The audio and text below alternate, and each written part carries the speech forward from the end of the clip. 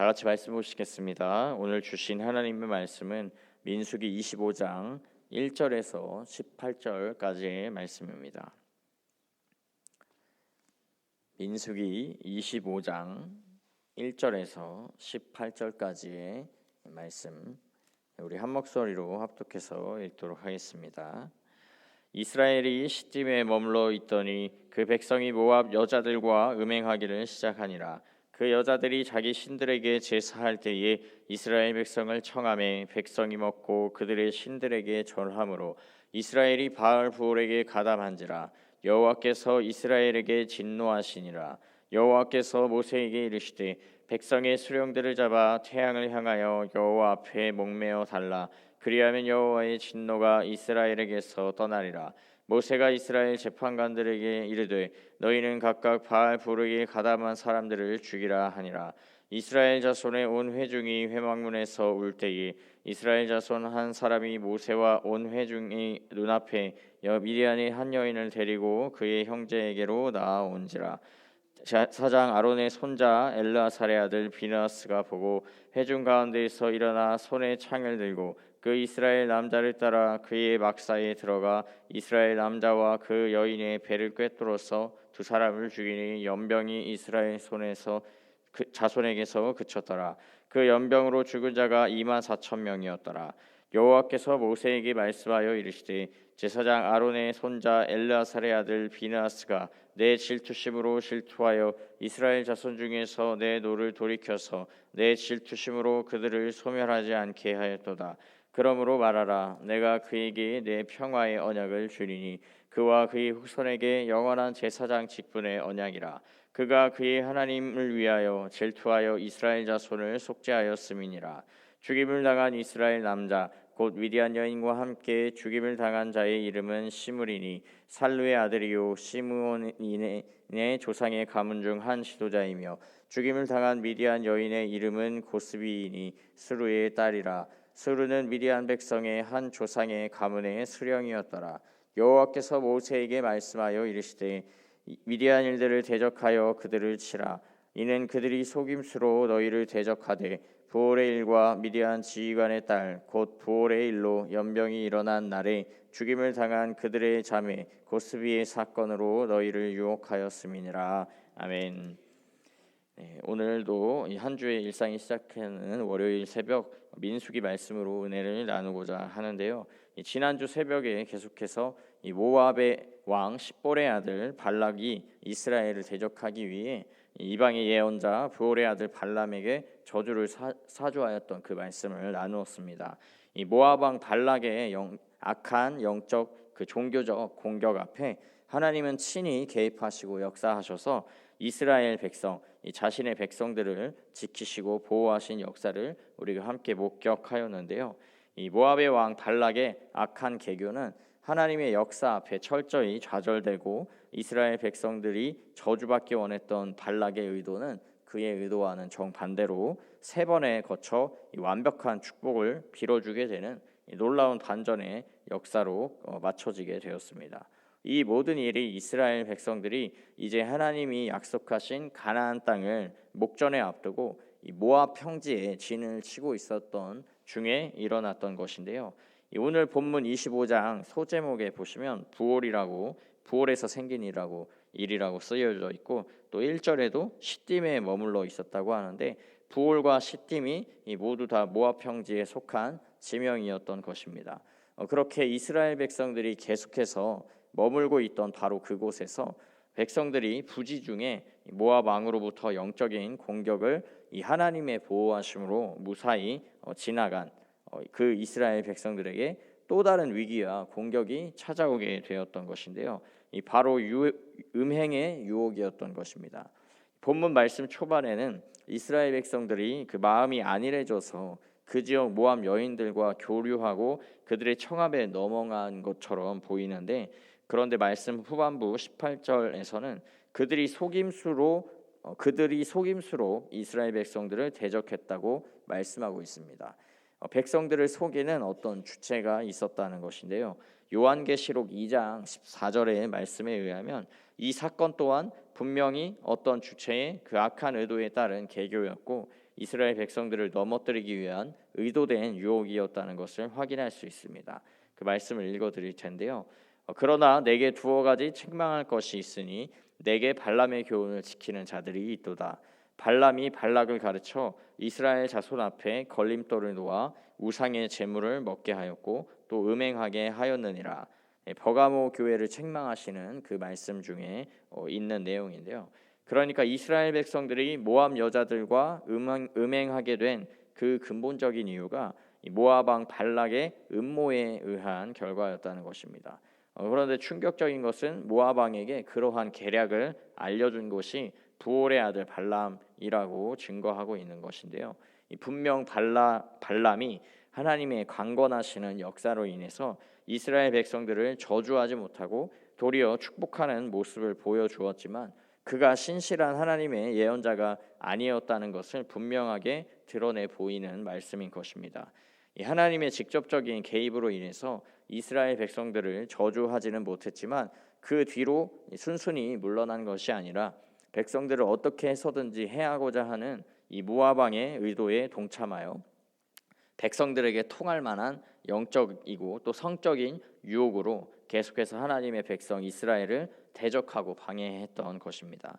그렇게 지속적인 공격으로 인해 이스라엘 백성들은 결국 하나님이 가증히 여기시는 그 영적이고 성적인 음행을 저지르고 말았고 그 결과 하나님의 진노가 임하여 백성들에게 죽음의 연병이 휘몰아치게 되었던 것인데요. 여기서 우리가 깨달아야 하는 것은 악한 마귀 원수 사단의 그 대적은 한 번 지나갔다고 해서 그것이 끝이 아니라는 것입니다. 하나님의 지키시고 보호하시는 은혜로 영적인 공격이 지나갔다 하더라도 그 외에 또 다른 방식과 채널을 통해서 우리의 신앙의 걸음을 실족하게 하고 하나님께로부터 멀어지게 하는 일들이 있다는 것입니다. 그렇기에 우리는 늘 영적으로 깨어서 영적인 공격과 유혹을 대적해야만 합니다. 예수님이 가르쳐 주신 기도를 따라 시험에 들지 않도록 주님께 도우심과 은혜를 구해야 하는 것입니다. 다시 말씀으로 돌아가서 이 불행 중 다행인 것은 제사장 아론의 손자 엘르아살의 아들 비느하스가 이 여호와의 질투하는 마음에 합하여 이 즉각적으로 음행한 백성 중에 그 남자와 여자를 창으로 뚫어 죽이는 그 일을 통하여서 열병이 확산되지 않고 그치는 그런 은혜가 있었는데요. 비느하스의 즉각적인 대응이 있었기 때문에 백성 전체가 소멸하지 않고 2만 4천 명의 죽음으로 넘어갈 수 있었던 것입니다. 순식간에 2만 4천 명이라는 많은 숫자가 생명이 사라져 버려서 하나님이 너무하시다고 느껴질 수도 있는데요. 그러나 이전까지 하나님이 친히 개입하시고 이스라엘을 지키시고 보호하시고 그 돌보심과 은혜를 모르는 이 백성들의 모습, 답답한 모습을 생각한다면 하나님의 마음과 그 심정이 한편으로 이해가 가기도 합니다. 또 이제 약속의 땅 가나안을 목전에 앞두고 하나님의 백성으로서 거룩하고 정결한 삶을 살아야 하는 것이 마땅한 이스라엘 백성들이 도리어 우상의 제사에 동참하고 이방의 신 바알보올에게 절하는 이 커다란 음행을 저지르는 모습은 인간적으로 생각해도 이 백성들을 포기하고 새로 시작하는 것이 더 낫겠다라는 생각도 드는데요.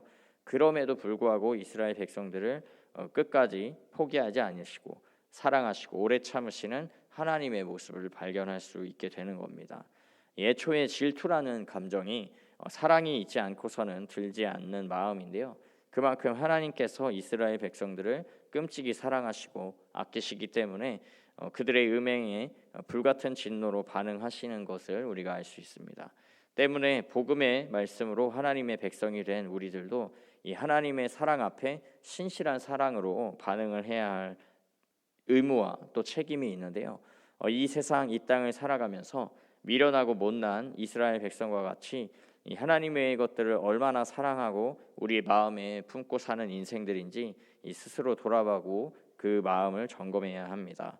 물론 본문의 말씀, 이 구약의 말씀에서는 하나님께서 그의 율법과 진노를 따라 즉각적으로 그 죄악을 징계하고 또 부정하고 불의함을 끊어내시는 모습을 우리가 함께 보았는데요.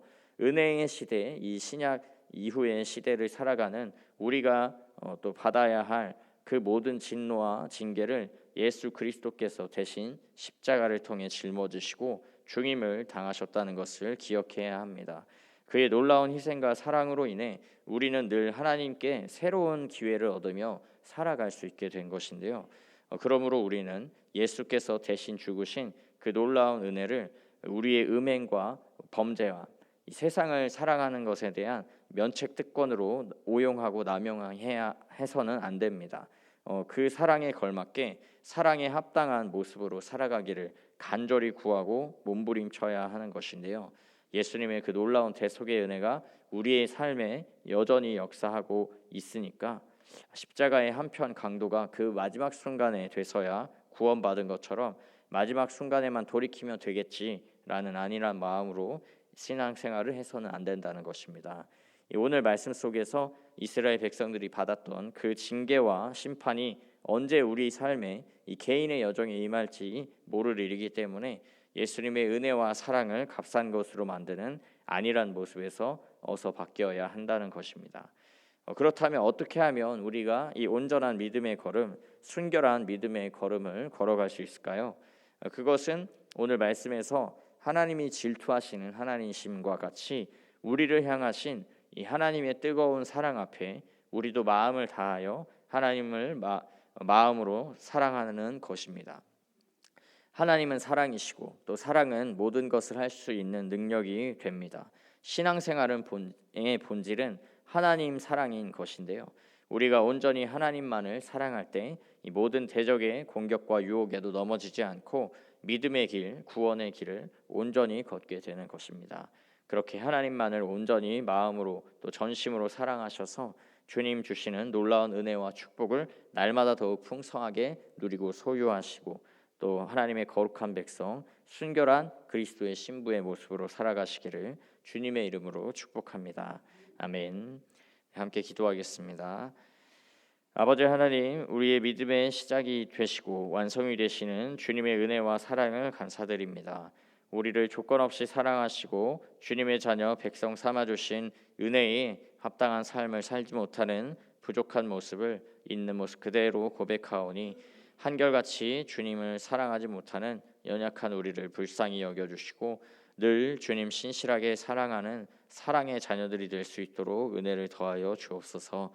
잠시 잠깐 이 땅의 나그네 길 가는 동안에 주님만을 사랑하며 아버지가 계신 본향에 돌아가 영원히 주님만을 사랑하는 하늘의 삶을 이 땅에서 살게 하여 주시고 주님을 사랑하는 삶 그 자체가 얼마나 우리에게 힘과 능력이 되며 위로와 소망이 되고 기쁨과 만족이 되는지 최고의 삶인지를 날마다 경험하는 믿음의 걸음 은혜의 삶을 허락하여 주옵소서. 감사드리며 죽기까지 우리를 사랑하신 예수 그리스도의 이름으로 기도합니다. 아멘.